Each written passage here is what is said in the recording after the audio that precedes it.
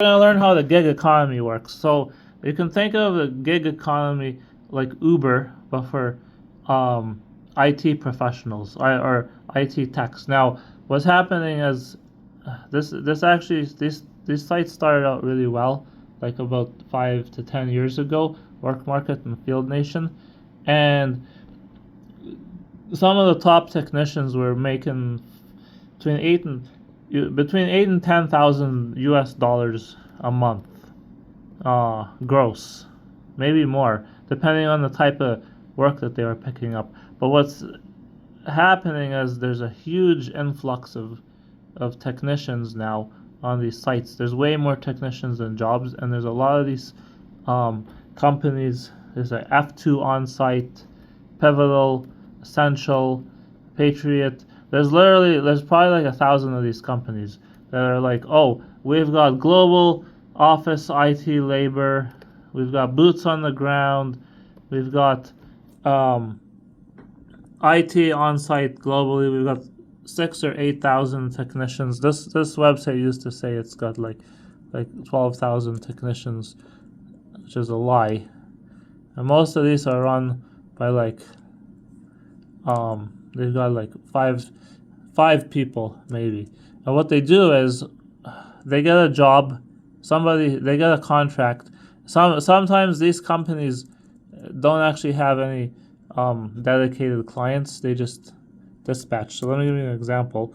So you've got this company called NSC Global, which is British, which has actually got like 1,700 some employees, and they've got but they talk about cloud and data, but really mostly what they're doing is like field technicians. So they send out something breaks and you need to fix it. So you got a company like Esso. Esso's got a whole bunch of gas stations, and they hired NSC Global. So it's like NSC says, "Oh, we've got 44,000 technicians in 100 companies, but only 1,300 are directly employed by them." So what happens is, NSC gets a ticket, a work order, go send out a tech somewhere, and they don't actually have any techs. So they used to use Field Nation to get techs. So they'll go to this website and they can create a work order and just send out a tech. And technicians come to this site and sign up looking for work, and then when there's a work order in their area, they all click request, and then sometimes the customer gets like 10 or 15 requests in like 5 minutes, and then they gotta pick one technician to send out there.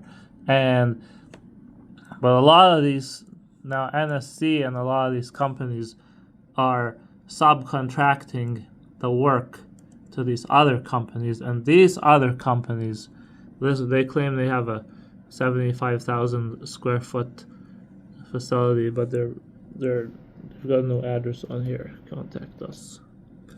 They're based on Suite 302, Longmont, Colorado. That is not a 75,000 square foot office. So, let me just tell you. So, somewhere in the middle of nowhere, Ardmore, Alberta, TOA, which is like in the middle of nowhere, all of a sudden, within 15 minutes of each other, you see like 3 work orders here. So we got one from Interprompt Global, and you got one from Gaichu, and they're literally the same.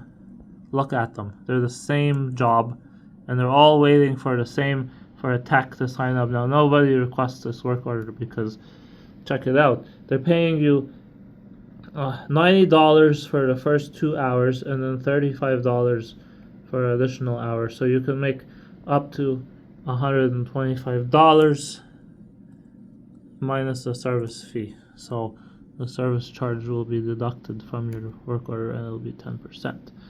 And they both tell you to go to site to verify the modem, bring ID, bring a serial cable, cage nuts, blah blah blah blah blah, and then do not tell them that you're from Field Nation, and they're really annoying.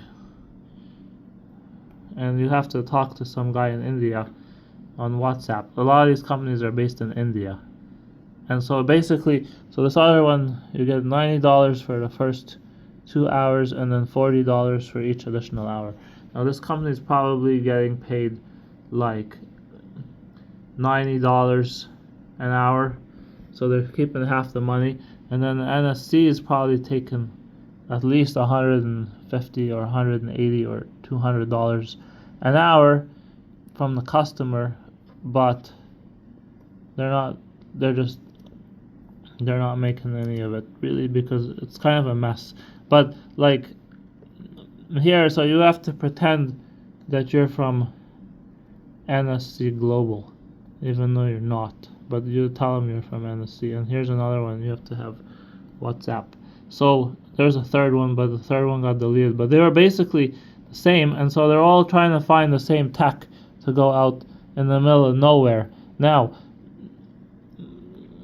the problem with this system is, this is for people get on here and they're like, oh, I can do that, but like, to have a really qualified and experienced IT person go out to a site like this, is say 2.5 hours from where I live, I wouldn't leave the house for like less than $1,000, because you got insurance, you got professional liability insurance, commercial insurance, workers' compensation. I gotta have a truck, I gotta have vehicle insurance, I have all my tools, laptop, mileage.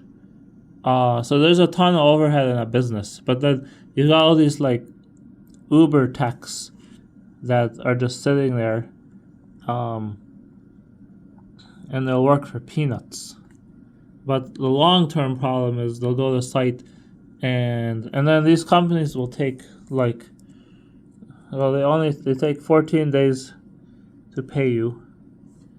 No, it's not bad. Some of these companies are terrible though. Some of these companies, this ones will take 12 days. But some of these companies take a long time to pay you, or they will argue with you about the payment, or they won't.